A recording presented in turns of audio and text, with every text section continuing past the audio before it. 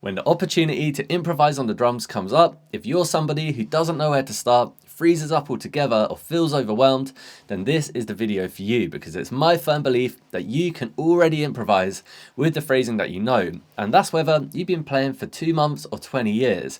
It's just knowing what to do with it. So today we're going to keep things super simple, and we're going to turn the first sticking you ever learned, a single stroke roll, right left right left right left, into improvisational phrasing, or to put it into more simple terms, one pattern, endless options.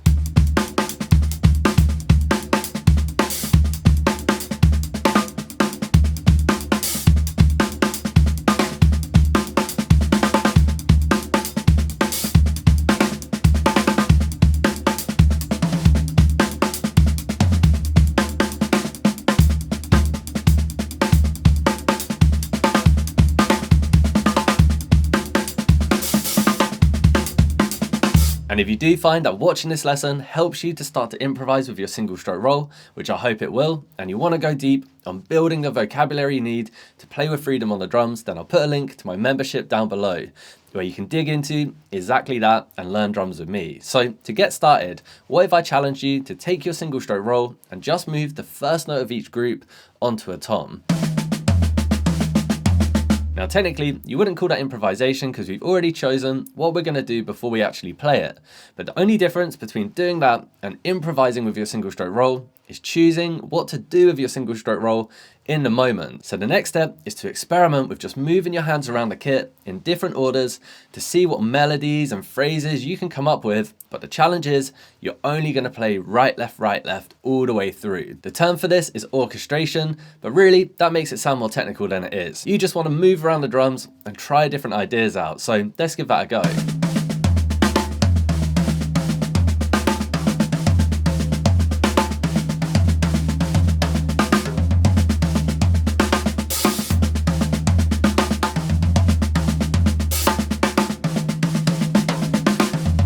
Boom, you're improvising, my friend. So how complicated you play just depends on how complicated you've practiced, but you want to keep things simple in your head and just play different ideas you've already experimented with. So straight away, now we could turn this into a fill.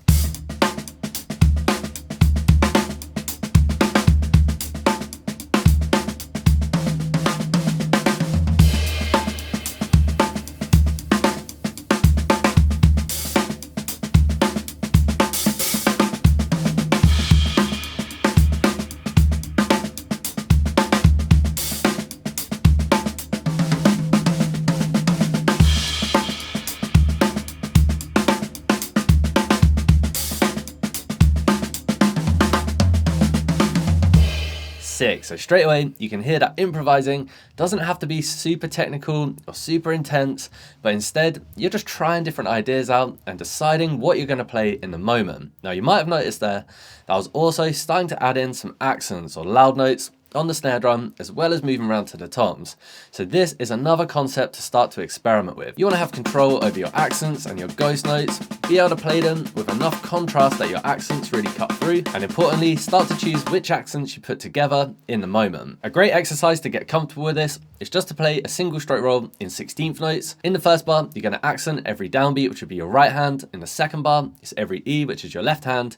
In the third bar, it's every and, which is your right hand again. And then in the fourth bar, it's every which is going to go back to your left hand.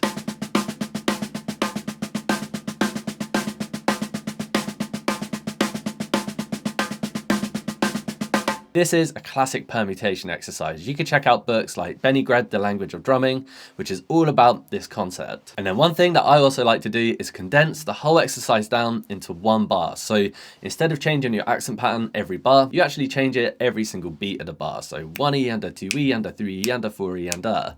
Just move in by a 16th note every beat.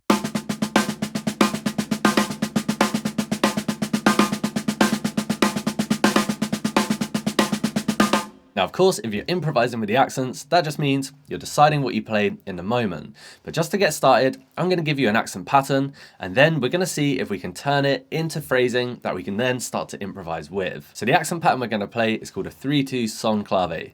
You would have heard this rhythm before, whether you know it or not. It sounds like this. Da, da, da, da, da, da, da, da, da, da. If we count that in 16th notes, you've got 1 E and a, 2 E and a, 3 E and a, 4 E and a. And then in terms of our sticking for our single stroke roll, your accents will be right, left, right, right, right. So have a listen to how it sounds on the snare drum and give it a go on your kit at home.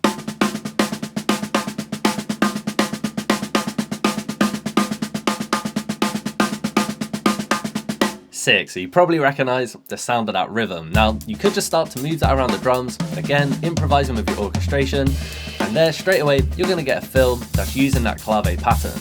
But this time, what we're gonna have a go at is we're gonna turn our clave into a groove. So I'm gonna play a single stroke roll for the most part with my right hand up on the hi-hat and my left hand down on the snare drum. And for each one of those accents, I'm gonna double it up with either a kick accent or a snare accent. Now, if those snare accents land on a right hand, then of course you can bring your right hand down to the snare. But the important thing is we don't play any other sticking other than single strokes.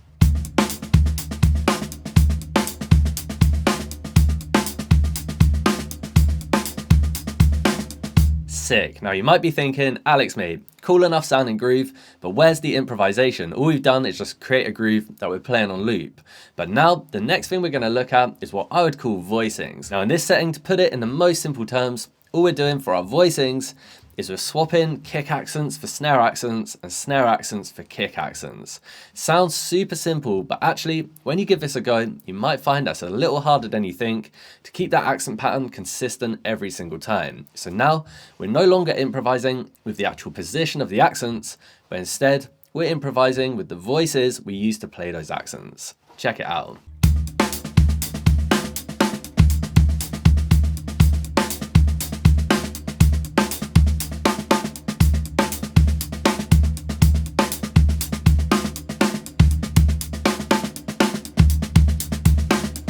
Instantly, we've got a groove that has variation and you're able to improvise and play slightly different every single time, but the musicality is still there. It's got that consistent kind of feel. And if you imagine that you're playing with other musicians who are maybe also accenting that 3-2 clave, everything is going to stay nice and locked in, but we're not going to leave it there. The next step is we're going to start to combine a couple of different concepts together. So my challenge to you is to start yourself off by playing a groove using that 3-2 clave pattern, and you can improvise with the voicings as you go. We're going to keep the clave consistent for 3 bars, and every 4th bar, you're now going to improvise a different accent pattern altogether. Now, what accents you decide to play are completely up to you.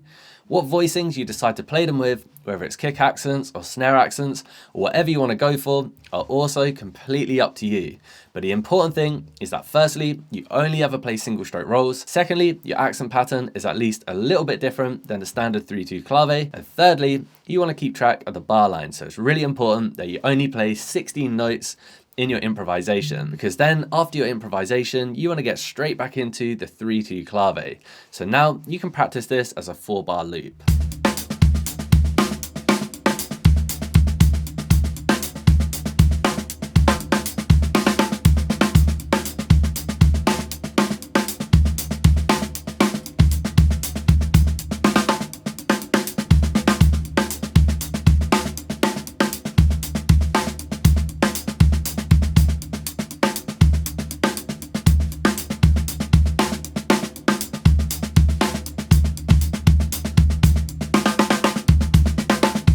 Smashed it, mate. So instantly adding in so much more variation.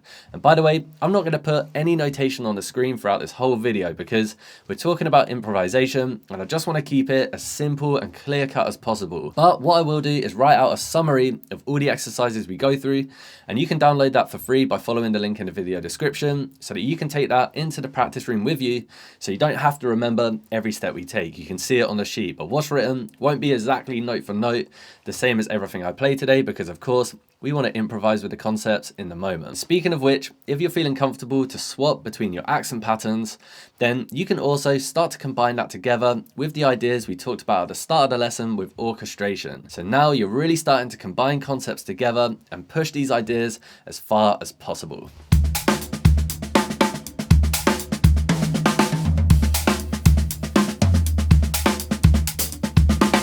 Yes, mate, too much fun. Now, another quick win. that you can start to implement straight away into your playing is to also experiment with texture. Now, texture really is just the sound and the tone that you're getting out of your instrument. So for example, it could be the difference between a closed hi-hat and an open hi-hat. Could even mean moving from the hi-hat to the ride, maybe playing the ride or the ride bell, or even the difference between a ghost note and an accent or a buzz stroke. And we'll talk about buzz strokes a little bit later. So there's a bit of gray area really between the different bits of terminology. Orchestration, texture, voicings, there's a bit of overlap there, but overall you can think of texture as just choosing the sound palette for the groove that you're playing. So to switch it up a bit, this time I'm going to loosely base my improvisation on this accent pattern here. But have a listen to how much more variation I can start to add into the groove if I just add in really simple ideas like opening the hi-hat or moving over to the ride cymbal.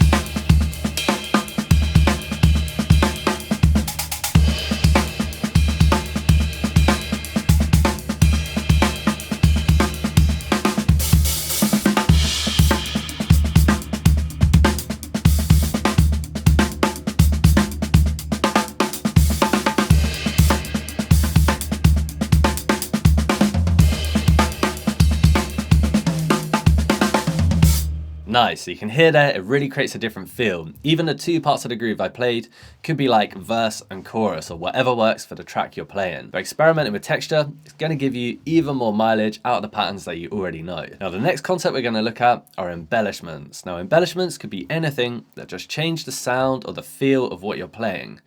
And this really is going to start to introduce some slightly different stickings than just straight up single strokes.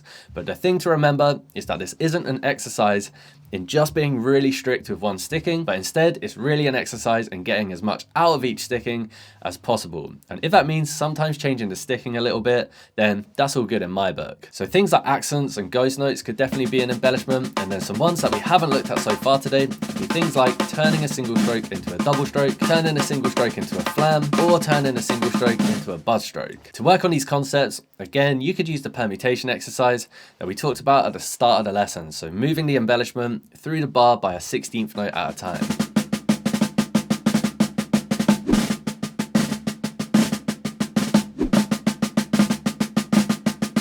Now, of course, these embellishments are going to take some practice to get the stick control, but once you got them down, they're easy enough to add into the mix and a great way of starting to change up the sound of the phrasing you're playing. So let's have a go at adding in our embellishments into some fill ideas.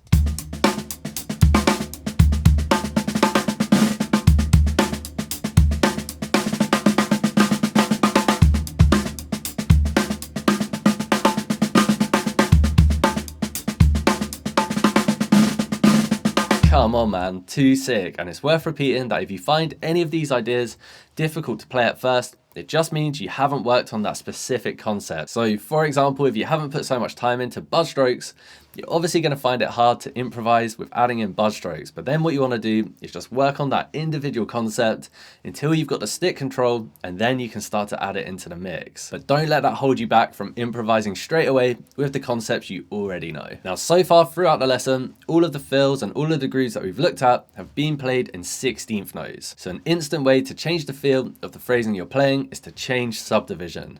Now that could mean going from 16th notes into triplets, for example. So if we turn our triplets into a groove, straight away, of course, we've got a completely different feel in comparison to our 16th notes.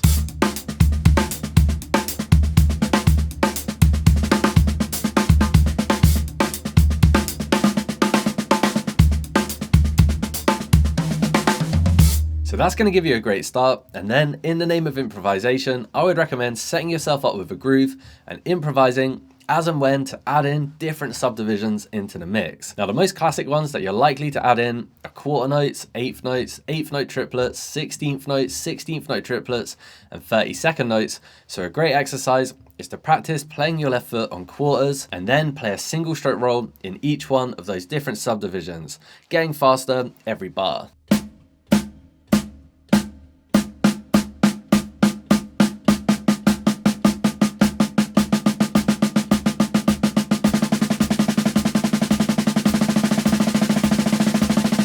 Of course, you can play quintuplets or septuplets or whatever you want to go for, but again, it will all just depend on where you've put the work in your practice session. So let's have a go at improvising a groove, and I'll make sure to add in a nice mixture of different subdivisions.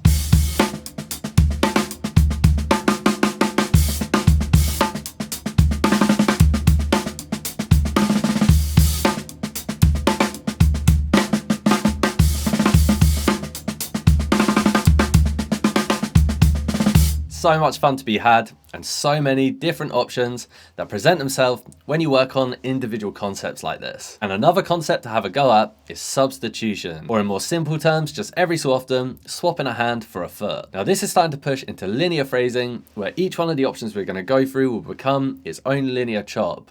But the overall concept is that we're still thinking in single strokes, and every so often substituting one of our hands for our kick. So for example, you could replace the last single stroke of each group of 4 with your bass drum, which would turn it from right, left into right, right kick.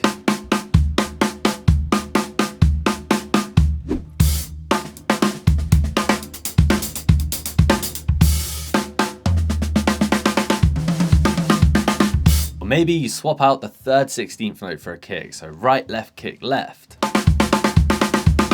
It could be that you swap out the 2nd 16th note, right kick, right left, or that you substitute the 1st 16th note, kick left, right left. Each one of these is going to give you a totally different sounding phrase to experiment with, and could be used as a standalone pattern to move around the drums, or you could start to combine them and again improvise with which notes you substitute.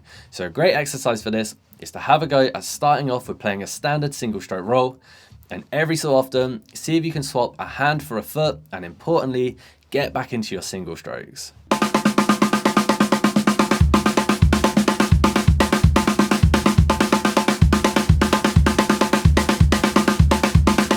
That is definitely one of those exercises that looks easy enough, but it's super difficult when it actually comes to giving it a go and playing it.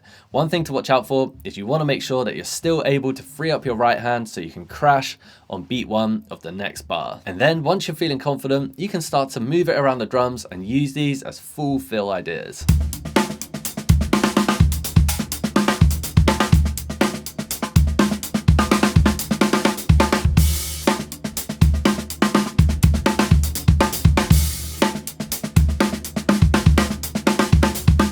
Come on, mate. Now, of course, you could argue that really now we're working on linear phrasing rather than just single strokes, and that's a fair enough argument, but again, the foundation for all of the phrasing that we've looked at today has been based in single strokes. And once you've gone through all of these different options, I definitely recommend also experimenting with the placement. You don't always have to play every single note on offer, and sometimes adding a bit more space into the groove by adding rests in there really does give a lot more impact to the notes you do play.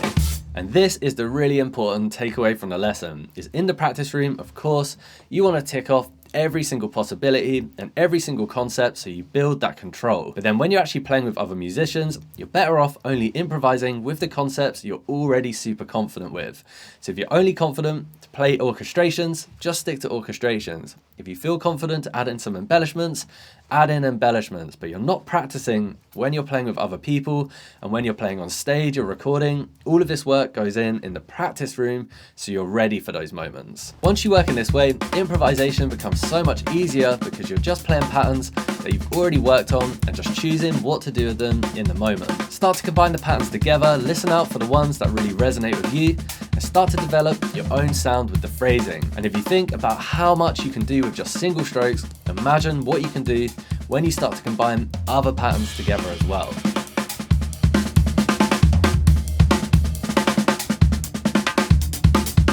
If you'd like to learn drums with me and learn the vocabulary that you need to play with freedom, then I'd recommend checking out my membership down below. But if you prefer to check out another YouTube video, then I'd recommend checking out this one here, where we dig into more linear phrases, which you can also start to improvise with. So I'll catch you over there.